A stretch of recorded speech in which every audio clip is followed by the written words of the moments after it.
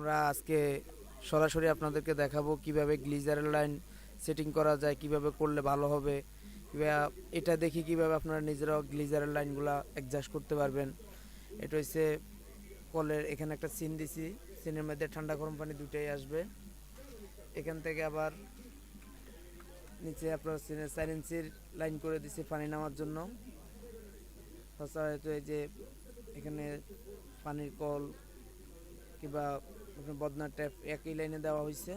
এখানে আসে আবার দুটো মিক্সার কল বসানো হয়েছে, কনসিল দেওয়া, একটা ঠান্ডা একটা গরম। ইচ্ছা করলে আপনি দুটাই ঠান্ডা গরমে ব্যবহার করতে পারবেন। যদি আপনার গরমের দরকার হয় গরম ব্যবহার করতে পারবেন, ঠান্ডার দরকার হলে ঠান্ডাও ব্যবহার করতে পারবেন।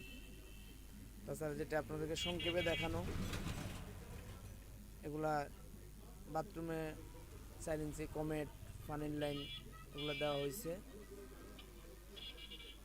তো আশা করি হয়তো আমি ভিডিওটা অনেক বড় করলাম না, ছোট করে করলাম। আমার এই ভিডিওগুলা আবার এক একটা জায়গার মধ্যে আছে, কয়েকটা ভাগে ভাগ করে করলাম। ভিডিওটা অনেক লম্বা হয়ে যাইতেছে, তাই ধন্যবাদ।